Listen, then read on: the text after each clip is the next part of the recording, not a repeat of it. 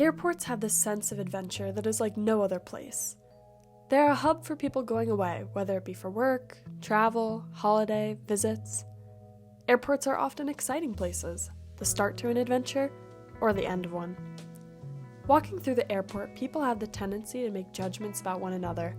This can be based on what they are wearing, where they are traveling to, or even what type of luggage they are carrying.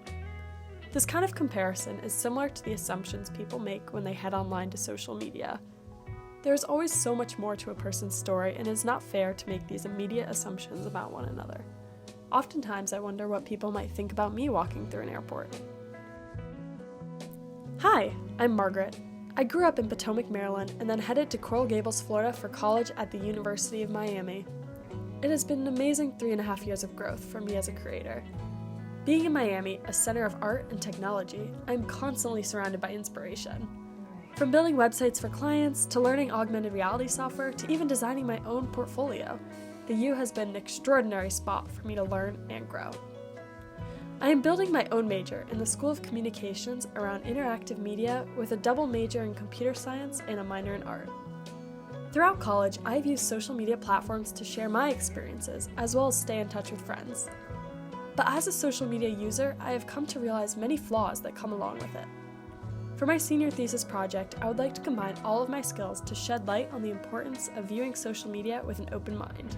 So without further ado, I present Outside the Highlight Reel. Social media is often referred to as one's highlight reel. People have control over their social media feeds and usually post only their best moments. One may choose one photo to post out of tens, or even hundreds.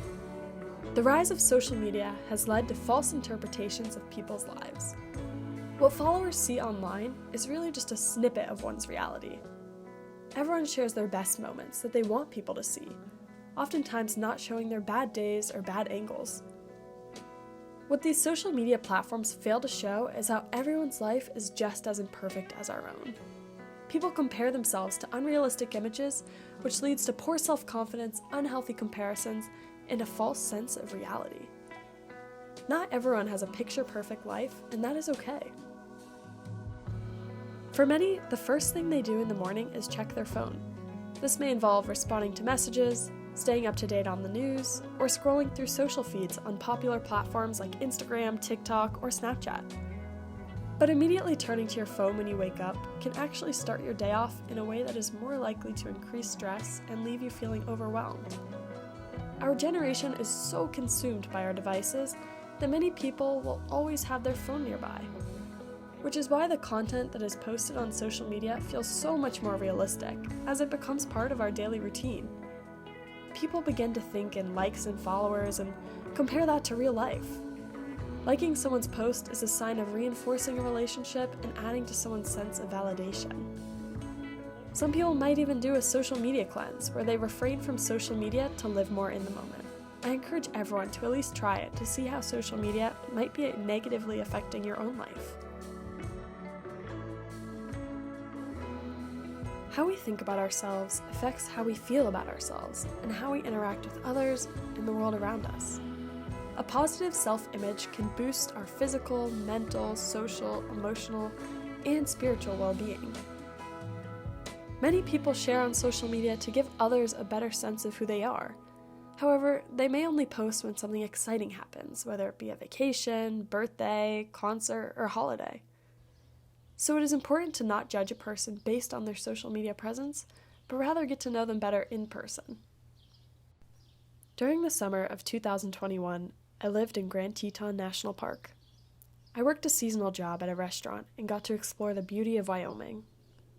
A few weeks after I'd returned home to Maryland, news broke out about Gabby Petito. Gabby went missing in the Tetons, and her disappearance caught the attention of the world and gained amateur detectives on social media to help find clues. Gabby and her fiancé, Brian Laudry, set out to travel the United States in a van earlier in the year. She documented her travels across social media on Instagram, TikTok, and YouTube. She would post photos in beautiful locations, smiling and looking confident. To an outside viewer, Gabby was living the life many people would aspire to live, although in reality, Gabby was struggling. Brian had murdered Gabby in Grand Teton National Park. This was a traumatic case, and social media played a large role in it. Although an influencer or friend may appear to be healthy and happy online, this may be far from reality. People need to view social media with an open mind and understand that they are just seeing another person's highlight reel. I want people to understand that there are positive ways to use social media. Social media allows you to connect with friends and family in ways that were not possible before. Many people are building full careers off of social media. But with these benefits, there are many downsides and negative effects on society. I encourage you to live outside the highlight reel and remind yourself and others that life is not always picture perfect, and that is normal.